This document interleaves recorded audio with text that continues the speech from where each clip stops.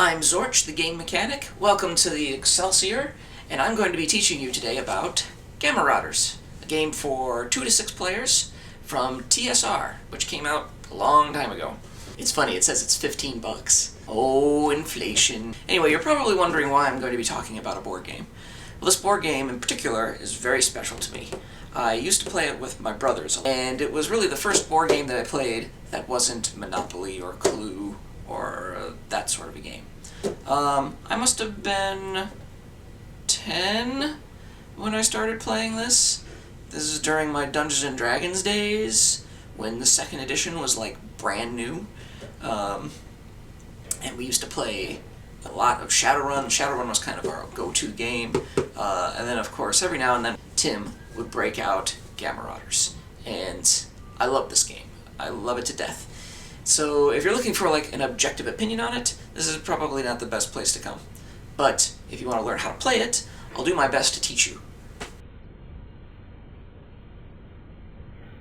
You're probably going to be wondering why, but every now and then I will refer to the units in the game as popcorn, and that's because the Bioborgs, which are these big mutated creatures, like to snack on them. Let's take a look at what you get inside of this well-loved box of mine. First off, there are the 6 Cryptic Alliances. These are basically the various factions that you're playing in the game. They're all pretty much identical except for the color. I usually play the Lab Rats, even though I tend to play green in most games. There are the purple pod tokens. Pods are basically the source of the conflict, and they also double as destruction markers. There are the Bioborg standees. These mark the place where your Bioborg is on the map, and I'll explain what a Bioborg is shortly. There's this fat stack of cards. The cards represent weapons, power-ups, and reinforcements that you'll be using throughout the game. There are 6 turn order cards. I almost never sleeve cards, but these were starting to fall apart. There are 12 terrain tiles. These will be placed out randomly to make up the play space. There's the World Book. Most games don't come with these anymore. There's the Rule Book, of course. Then there are the 6 Bioborg layout sheets. These are double-sided. Now, you've probably been wondering what a Bioborg exactly is, and this is a pretty good example. They are gigantic mutated creatures that have all sorts of weird chromed-out weapons attached to them. I'm sure PETA is very upset about all of this. In any case, Bioborgs tend to have the same sort of layout. They all have a number of spaces where weapons can be placed. They have 5 spaces to pick up pods and carry them with them. They have the turn sequence printed right on them, a special power, and an overflow. So in case the space that they are on can no longer contain any more units, you can place them here instead. I'm a big fan of Blip's power. He can teleport to his home fort or to a random pod area if you roll a 2d6, and then teleport for retreat after a lost battle. The first thing to do is to pick a Cryptic Alliance. They're all pretty similar. The only real difference is the color. I like the Lab Rats. They have a cool backstory in the World Book, but otherwise I would pick green. Every Cryptic Alliance has a fortress display, which you can use to hold overflow if your space on the map becomes too crowded.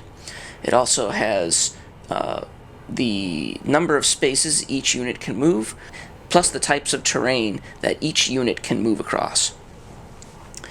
Each Cryptic Alliance comes with 5 coup counters. These denote how many Cryptic Alliances each team has destroyed. Every time your fortress is trashed, you must give one of these counters to the attacker. Whoever gets 3 of these is the winner. Each Cryptic Alliance has a fortress, which can be flipped over to show that it is trashed, and they all come with a set number of unit tokens. These tokens are double-sided and have a different unit on each side. This is actually a very cool mechanism, in my opinion, because it limits the number of each type of unit that can be used. Now, I'm sure that doesn't seem like a big idea to most people, but to me it's kind of cool, because it's like the designers had limited resources to work with, and they came up with an interesting mechanic to take advantage of it. So just to give a quick overview of what the units can do, soldiers can move 3 spaces and pick up pods. Hover tanks can move 4 spaces and attack 1 adjacent space away. Bioborgs can move 6 spaces, and Gamma Jets can move an unlimited number of spaces. Mountains block hover tanks, water blocks soldiers, and Bioborgs must stop when they enter water. All units entering cities must stop until the city is destroyed.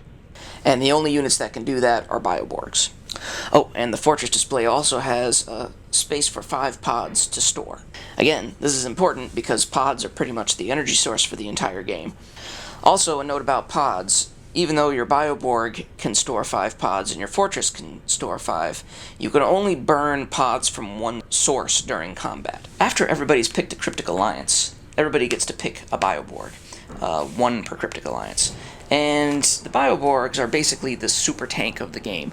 The popcorn units they're all good for small skirmishes and things, but the Bioborg is where your real firepower is at. After everybody's picked their Cryptic Alliance and their Bioborgs, and they've gotten the standees for each Bioborg, they then get a turn order card. These are dealt out at random. After getting the turn order card, everybody gets a hand of 10 cards. Now, there are a lot of cards in the game, but they fall into 3 basic types. Powers, which are also factoid cards. Factoids are these little CRT monitors with feet. There are weapons, which have a weapon strength, sometimes an immunity, and reinforcement cards. And reinforcements are basically cashed in to get more troops. All the cards tend to be pretty self-explanatory. All the rules of when they can be played are printed right on them. In this case, this is a play immediately card and must be played as soon as it is drawn. Most of the factoid cards tend to be one-shots, but there are a few that stay in play until removed. Each player takes a look at the hands that they have. They discard any cards that say play immediately on them. And if they get a hand that has no weapons in it, they get to actually do a mulligan, discard their hand, and redraw. The extra unused cards are shuffled back into the deck. After getting their 10 cards, the players get to look through them, and then if they like, they can take any weapon cards that they have and place them face down onto their Bioborg layout sheet. The weapons can also be used to defend your base, so it might be a good idea to keep 1 or 2 in your hand, just on the safe side.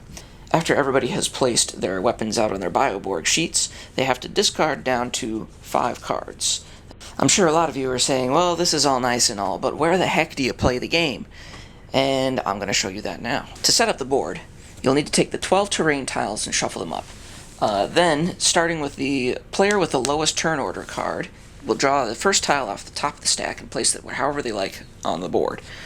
The next player will then place another tile, touching the first, and then, from then on, every player who places a tile must place their tile in such a way that it touches 2 other tiles. And this way the board is built out until you've used the entire stack. There might be a strategy to this, but right now I'm just going for aesthetics. This is a typical terrain tile with all of the terrains represented. It has clear space, cities, water, mountains, and then the numbered spaces, which are where the pods appear at. Pods appear on these places during the place pod phase. You do that by rolling a pair of dice. After the board's been laid out, in turn order, the players each get to pick a city space to place their fortress. After each player has chosen a place to put his fortress, they put their Bioborg with it, and then 4 of each type of popcorn unit onto their fortress space. If the places start to get a little bit too crowded, you can always go ahead and use the fortress sheet to put the overflow. At this point, the game's ready to play. So the game is played in a series of rounds. Each round is split up into 6 phases. The first phase is drawing turn cards. The second phase is trading cards and gaining reinforcements. The third phase is placing pods. The fourth phase is moving. The fifth phase is rebuilding and refitting. And the sixth phase is combat. The first thing that happens in every turn sequence is that all the turn cards are collected, shuffled, and then dealt back out. Any unused cards are set aside. The very first thing that's done in this phase is that every player gets one card from the deck. If that card just happened to be a play immediately card, it would then be played. In the second phase, you can trade cards with other players, as well as burn pods to draw more cards and get more popcorn.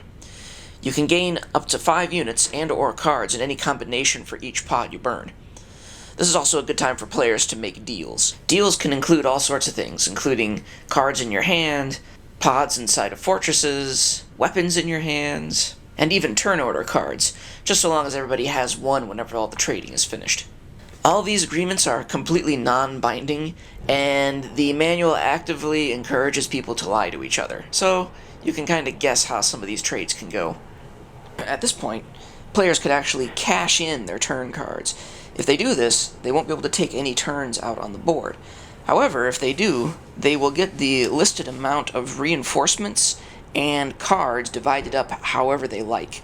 So you could actually turn in your 6 and then get 3 cards from the deck as well as 3 Gamma Jets. Or you could get 2 Gamma Jets, 2 hover tanks, and 2 soldiers. Any combination of cards and reinforcements that you like. After all the trading is done, all the players must discard back down to 5 cards in their hand. After all the trading, every player places a pod, and they do that by rolling 2 dice and then finding that spot on the board. In this case, it's 5, which happens to be right here. So you would take a purple pod token and place it on the 5. Then the next player would roll.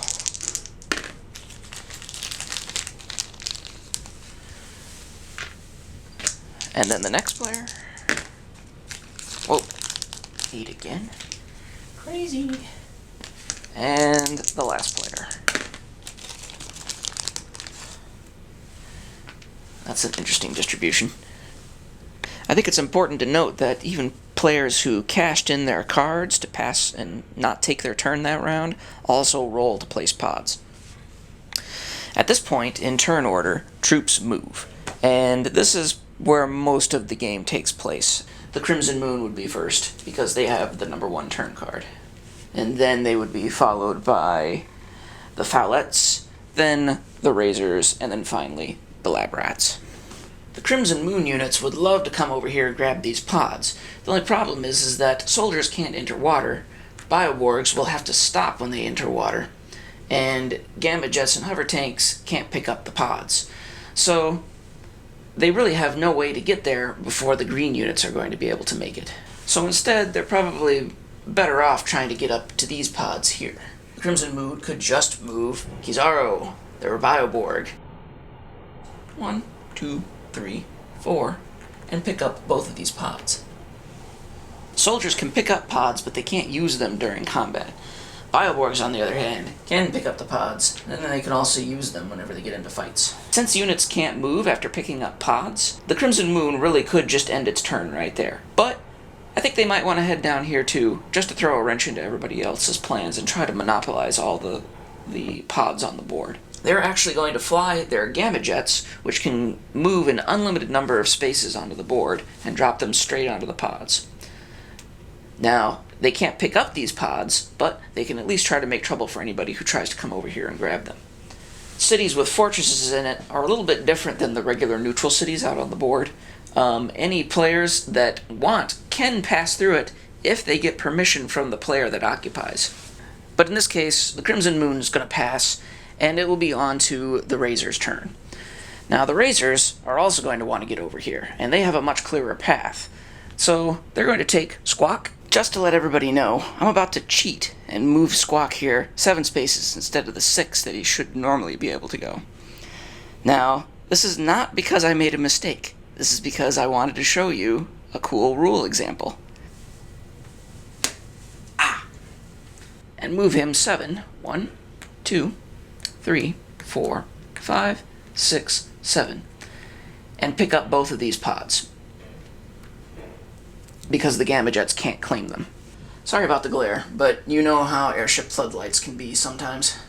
Now, Squawk over here is probably more than capable of taking on these 4 popcorn units.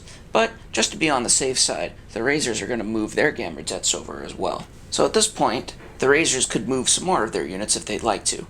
Or they could just pass and say that they're finished with their turn. In this case, they will pass, and then play will move on to the Lab Rats, who get to take their move. The Lab Rats are a little sad, because all the other factions went around and snapped up all the pods. But they do have a plan. They're going to play the Pod Bonanza card. All the factoid cards in the game tell you at the bottom when they can be used. In this case, they're just going to play it right now, discard it, and place a pod. Now they're going to move, and they'll just take blip, 2 spaces over, and pick up that pod. The Fowlettes, on the other hand, were not as lucky as the Lab Rats. They didn't get any cards that let them place new pods, so they're just going to turtle and hang out at their fortress.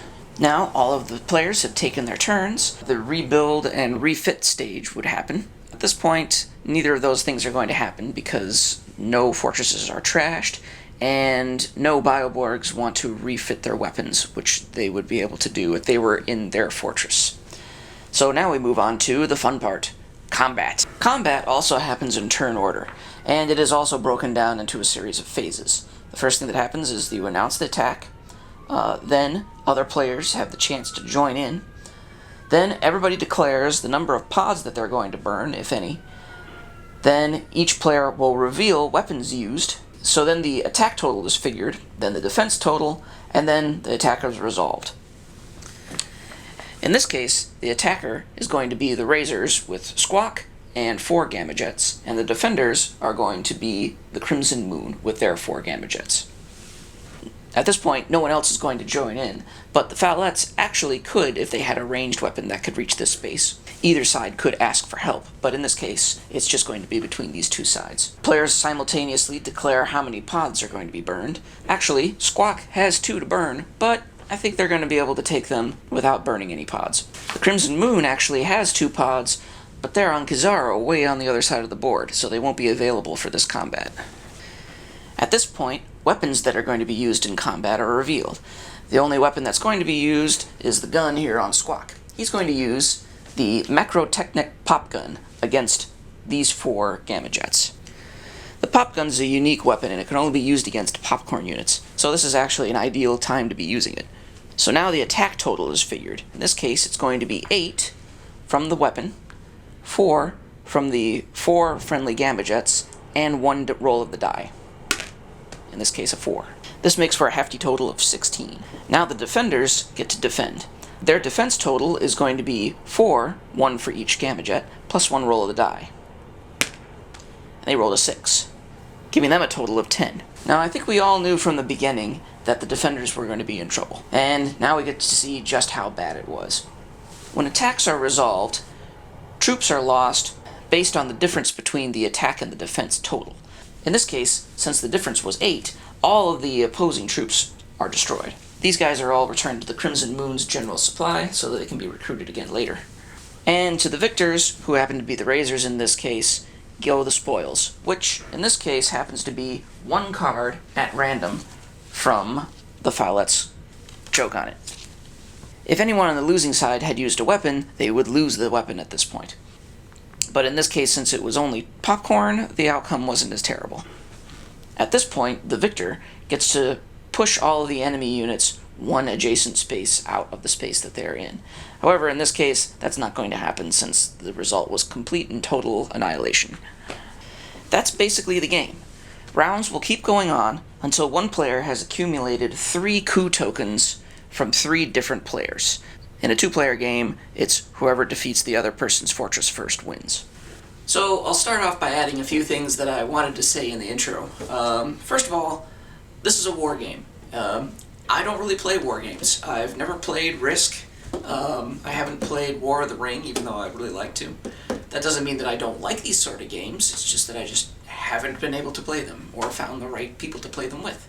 But, despite that, I still really like this game. I think one of the reasons why I like it also is that it's very random. It's got a lot of chaos going on to it, and I'm sure that's going to turn off a lot of people who enjoy tactics and that sort of thing, because there are those cards that can completely negate the special powers, they can reverse the combat results, and then those cards can be negated by other cards. So yeah, I can see where that would turn a few people off. Still, though, I think the good outweighs the bad here. I mean, there's this great 80s flair. I mean, let's face it, this game flew out of the 80s.